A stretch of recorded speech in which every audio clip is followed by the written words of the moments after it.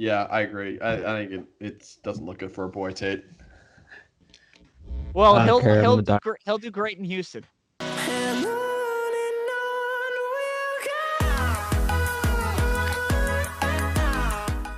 Welcome to another episode of Boom or Bust, the draft show. Max Chadwick alongside PJ Clark, Tate Sigworth, and Nick Merriam. Another scouting report for you guys. Ohio State quarterback Justin Fields. We did a preseason one, and now we're going to do one after the season is over.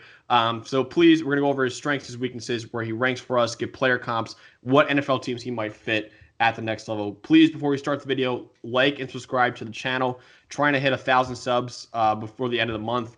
Of course, be sure to follow our Twitter, Instagram, and TikTok at Boom or Bust Draft. We're on YouTube.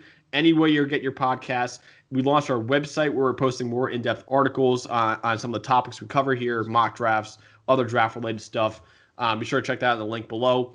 And also we're going to do mailbag on a podcast from now on. So please comment with any questions you guys have for us. Add us in Twitter, add us in Instagram, add us in TikTok, or email us at boomerbustdraft@gmail.com with any questions. We want to hear from you guys. So let's go over Justin Fields. He's number 2 on the official Boomer Bust Big Board 1.0 and number 2 quarterback behind Trevor Lawrence, Jr., 6'3", 227 pounds, former 5-star recruit, number 2 overall, and number 2 quarterback in 2018 coming out of Georgia. Tied for the 3rd best quarterback recruit ever with Brock Berlin in 2000, only behind Vince Young and Trevor Lawrence, who was number 1 in his class.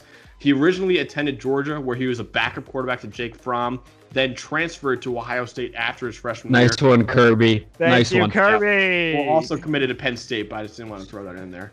Heisman finalist last year and was a second-team All-American and led Ohio State to an undefeated record and a Big Ten title until they lost to Clemson in a playoff game. He then finished 7th in the Heisman voting this year and again led Ohio State to an undefeated record and Big Ten title. This time they beat Clemson in the playoff but lost to Alabama in the national championship game. And in 3 years, he completed 68% of his passes for 5,701 yards, 67 touchdowns, 9 interceptions, also ran for 1,133 yards and 19 touchdowns. So Tate, let's start with you. When you watch Justin Fields, what do you like the most about your quarterback? Man, a lot of things. I'm going to go with broad, encompassing all umbrella term. Arm ability, run ability, and then I'm going to add in warrior, which you saw in the Clemson game. Arm ability, I mean, he's got one of the best deep balls in this class. Really aggressive when throwing to the intermediate range of the field, but in like a good way, throwing around defenders, not taking too many unnecessary risks. When he does throw an interception, it's usually something stupid like Chris Olave bailing on a route or trying to throw 15 yards downfield while basically being tackled. Yada yada. When he's in rhythm, I think he's probably one of the most accurate passers in this draft class. His run ability, you didn't really see it a lot in college, and I think that's just because the coaches wanted to protect him and not expose him to too many hits. Because, I mean, let's talk about it when you get to the backups quarterbacks at Ohio State. That's not really the position you want to be in, unless it's 2014 and we're in the college football playoff. And then in the Clemson game, absolute warrior. Probably, who knows how many injuries that dude cracked his ribs with. But still fought through it and put out some of the best balls that we saw all year, I would say. So a lot of things to like about the Justin Fields. Yeah, I mean, Tate kind of just covered it. I don't know where to go from there. Like, I think the one other thing that Tate didn't mention, he seems like a character guy, which is good. Mm-hmm. I mean, fighting to get back into that Sugar Bowl against Clemson when he was very clearly injured, whether he should have been allowed to play or not, is kind of a... Okay, he couldn't move right after he got hit. Also, the Michigan game in 2019, he went out with a knee injury of some kind and then came back in after one play and threw like a 40-yard dart to the back of the end zone. So he's an absolute warrior. Yeah, that's what I'm saying. So, I mean, character guy, blocks downfield. I think he's a high character guy. I do think he improved a lot from last year. I like the 2020 tape better than the 2019 tape for sure. Showed more of progressions, which was the big concern for me going into the year. He was not really a one-read guy. Justin Fields, very good quarterback. Tate kind of covered it. I mean, that's I don't know what else I can say. tangibles plus, just gritty. I mean, that Clemson performance, as gritty of a performance in college as you've seen since Deshaun Watson, some foreshadowing perhaps there. Not a weak arm. Some people are saying he has no arm strength. He's not weak. He's not Aaron Rodgers. Like, he's not just going to rocket the ball, I don't think. But, like, he's not – the weak arm thing is stupid. About that. His weak arm thing's stupid. Shut up, Tate. He's really improved as a touch passer, especially downfield. And that's one thing that I think really is going to be, in terms of trying to fight off Zach Wilson for that number 2 spot at QB, really going to be propping up his ability to stay at that number 2 spot at the NFL level for the draft. Very, very accurate intermediately in a system, to be fair, that kind of helps with that, but still very good. Like, grading at a level at PFF that is just no one's close in college other than maybe Trevor Lawrence in terms of completions. Mobile, physical, pocket presence comes and goes, but there are some times where it's really great. Just he's a number 1 QB prospects most years, except for in a year where Trevor Lawrence is coming out. Yeah. He's got an NFL-ready body, too. 6'3", 228. He dropped a bit of weight on a new plant-based diet, and he looked quicker. Vegan diet, baby. Yeah, he looked quicker this year. Good stuff. Supreme passer. I mean, I think it's underrated in that area. He won the Elite 11 over Trevor Lawrence in high school, which is not at all how you can run the ball. It's all about you as a passer. Also completed 70% of his passes this year. Accuracy, Tate, you hit on it. I think it's top-notch, man. Maybe the best accuracy in this class. Also, for some reason, Nick, you hit it too. Like, the arm talent it was questioned before the year. Did you not see, like, the bombs he was dropping with injured hip, ribs, whatever, against Clemson? And in his 2 years, honestly, too. Very good scrambler. He makes plays out of nothing. Improvisation is really good there. Really good runner. He's forced 50 missed tackles in his career. Also reportedly ran a 4.42 40. I think it'll be a little slower, probably the 4.5s, but still really, really quick. Toughness, you guys hit on it. He was also not just the hit, because everyone, including some of us after that Big Ten title game, we were saying, wow, this guy maybe isn't that good. And he went out in that playoff game, and he balled out after getting crushed by James Skalski. Put up one of the most impressive performances I've ever seen with 6 touchdown passes in that game. Also, you guys didn't hit on it either. He's an awesome run blocker. Running 60 yards downfield. I literally said that. Awesome. Okay, I didn't listen. I just tune you out, PJ, every time you talk. Running 60 yards downfield, throwing blocks. I mean, hell yes. I love that out of Justin Fields. Big character guy. I love Fields. And I think he's a really good leader of the locker room, too. So I'm a big fan of Justin Fields. PJ, what are Fields' weaknesses, though? Holds on to the ball too long. That's number 1. It's actually really concerning as someone who has watched Sam Darnold hold on to the ball too long for 3 years and now may have to go through this again. It's really not fun, and it's scary. And for some reason, he gets worse when he holds on to the ball too long, which when he has more time to throw, according to PFF, he has lower completion percentage, takes more sacks. It's mind-boggling how he gets worse when he holds the ball long. So maybe we can correct that. Secondarily to that, the 3 best defenses he played, he didn't look particularly great against any of them. You said he carved up a Clemson defense. Clemson's defense sucked the whole year. So that wasn't really, He looked good against Alabama. He didn't look bad. He looked fine against Alabama. He didn't look that great, is what I'm saying. And then he looked bad against Northwestern and Indiana. So I think it's a concern, especially a good Northwestern that plays more of like a pro-style defense. I think he very clearly had a tough time in that game, which, you can't scout just off of one game.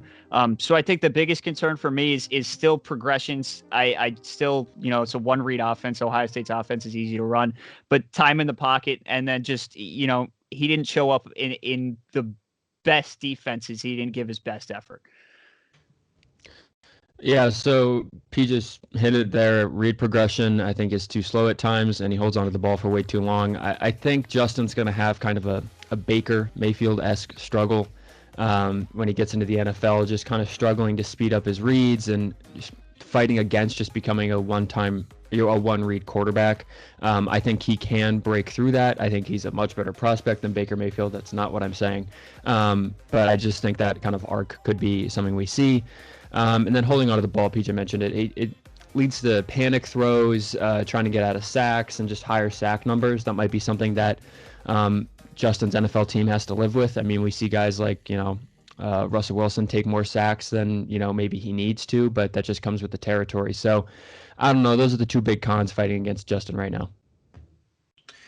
I mentioned the pocket presence coming and going. You see some great stuff from him, and then you see some times where he's either bailing too early or panicking a little. It's kind of inconsistent. Kind of hard to say if it's a question mark or not, just because I think he knows what he needs to do with technique and what he's what you need to do in terms of navigating the pocket, but he's just maybe rushing a little bit at times and maybe just not comfortable with it yet, and that'll come along. Really, decision making was a top thing for me, and it's not that he's a bad decision maker. It's that when he makes one bad thing, we kind of see the Aaron Rodgers versus the Buccaneers thing type thing this year, where he can spiral, he can domino effect a little bit, and just start making multiple bad decisions at once, which is, he gets flustered. And in the NFL, you're gonna have games where you're gonna make a mistake multiple games in a row. It's just good players do it. Aaron Rodgers throws interceptions. You just have to get used to doing that at the next level and shake it off. Short-term memory loss. Mm-hmm. Yeah, you guys kind of hit on everything I was going to say. The Ohio State offense, pretty simple. A lot of one reads. Yeah, you see him throwing his first read a lot. And I hate to do this to you, Nick, but Dwayne Haskins, he struggled in the NFL after lighting it up at Ohio State in that he same sucks. system. Okay. I have a qualm with that. If you go back and watch Haskins, of the 50 touchdowns, a lot of them were the little rinky-dink, like Brady touch pass. That's what I was going to say. That's exactly what I was going to say. I was going to say, look, I think Fields way more talented, and I think he was way better than Haskins was in that Ohio State offense. And he's shown glimpses of reading defenses too, but he's not on the same level as someone like Trevor Lawrence, who you can see reading the defenses.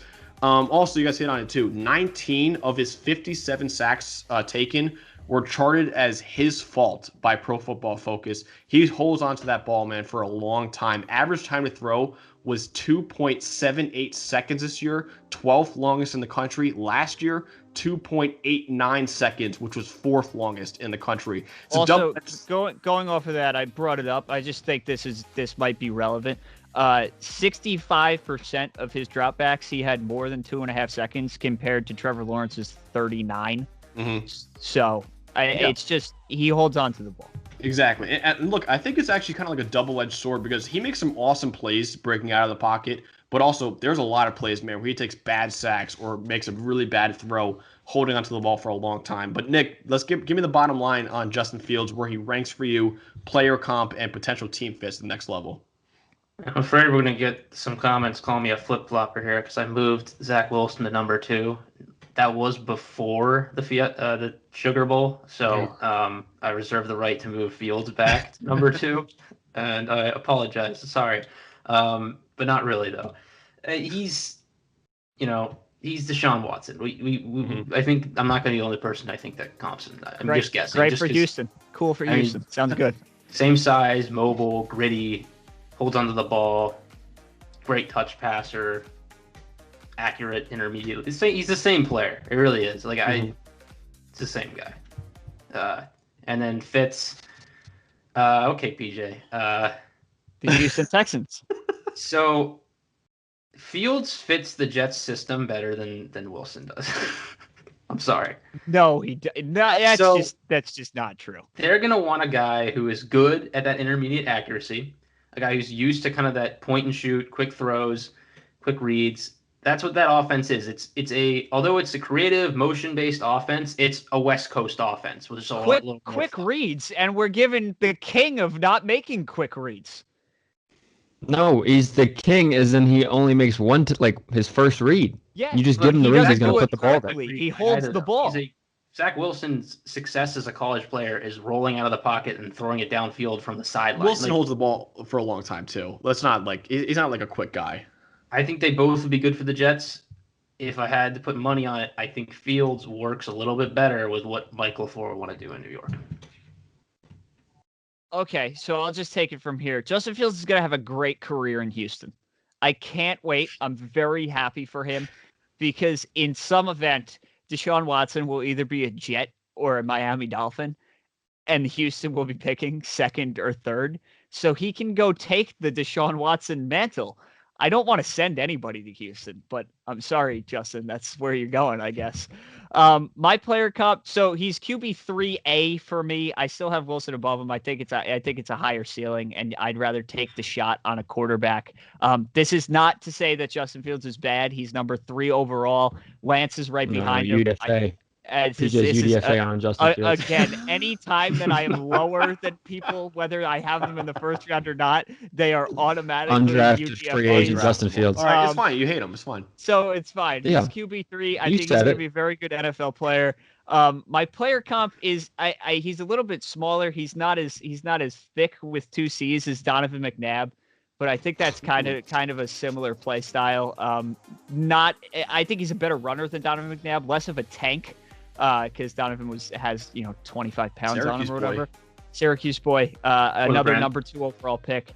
I think Wilson fits the LaFleur Shanahan offense a little bit better. I would take him over Tua if I was Miami. I think Houston has to trade Deshaun Watson at some point to either the Jets or the Dolphins. So I think Houston is inherently a team fit too. Who is kicking themselves more right now? Texans fans because they never got Deshaun Watson, or Georgia fans because they never got Justin Fields? Ooh. Oh, that's tough. Georgia might have a natty if they had Justin Fields. I'm just saying that. Yeah, the Texans probably wouldn't win anything anyway. They'll get one next year anyway, so it doesn't matter. Okay. All right. We would have had a natty beginning too, of the Penn year. State. Just saying. Right. We can put them in. Let's calm down, Max. Let's calm down. He's just like the kid in the corner that we just kind of ignore. So at the beginning of the year, first 3 games that Justin played, when he was like the greatest quarterback we've ever seen touch the earth, I was like fully prepared to put him over Trevor Lawrence. But as the year has gone on, he's safely behind Trevor Lawrence at number 2, quarterback 2, ahead of Zach Wilson. Team fit, folks, it's the New York Jets. That's the team fit. Thank you. Team fit. End of conversation. My comp, I'm going with Dak Prescott. I think the mobility and accuracy when passing are like the same with the 2 of them. I think Fields has a little better arm strength, arm ability, and just kind of overall throwing, but I think it's kind of similar. I also see Deshaun Watson. I think that's also fair. And PJ, man, Tuesday video, Devontae Smith, you said you liked Rashad Bateman because he's a safer pick than Devontae Smith. Higher floor. Why do you not think Justin Fields is a safer pick? Zach Wilson. I never. And why said do you that. want to go down swinging? Why do you want to go down swinging on the most important position on the field? I never said that he wasn't a safer pick. You are putting. I literally said Zach Wilson has a higher ceiling and lower floor. We can rewind the video. If it's a quarterback, I don't know why you don't go down swinging for the fences. I don't get it. It's different than a wide receiver where you can just plug and play. You just go down swinging for the fences. And you, Max, that is terrible that you just compared Zach Wilson to Jordan Love. I'm not comparing him. I'm kicking you off your own show. That is terrible that you just did that. That is terrible that you just ceiling guy. I think it's just a terrible way to think. You don't go down swinging like just randomly with the most important position on the field. It's not random. You're acting as if Zach Wilson is bad. It is not random. PJ, PJ just brought up actually perfectly why Michael LaFleur is going to want Zach Wilson, because his brother drafted Jordan Love, and they're the same guy, right? Yeah. It's true. This is true. Same player. That's my new comp. I want you to delete the tweets we sent out a while ago, and I want you to put Jordan Love in for me. This is just terrible. Next to my Aaron Rodgers comp, it'll look great. High ceiling, low floor, PJ. You gotta love him. I don't think Zach Wilson has that low of a floor either. But not a Jordan Love floor. Zach Wilson not 11 year. So currently Fields number 2 overall, number 2 QB. That is not changing at all. Me and Tate have been on QB2 from the start, and it hasn't really changed since Zach Wilson burned the world down. I think, like Nick said, I think he's QB1 in a lot of drafts, man. It just so happens to have one of the best quarterback prospects ever in this year's draft with him and Trevor Lawrence. I truly believe Fields will be a star. All 3 of these guys that aren't Trevor Lawrence could be QB1 in most drafts. Yeah. It is what it is. The Lance, that's gotta be bad. It's gonna be like the 2013 draft for Lance, probably. But you were terrible at your job. But continue. Okay. I think Fields is gonna be a star. in this league. He's got the potential to be one of the best in the league. Like you guys said, very high floor, which keeps him above Wilson for me, even though I think Wilson has a slightly higher ceiling than Justin Fields. Team fits. All right, ready, PJ? Jets.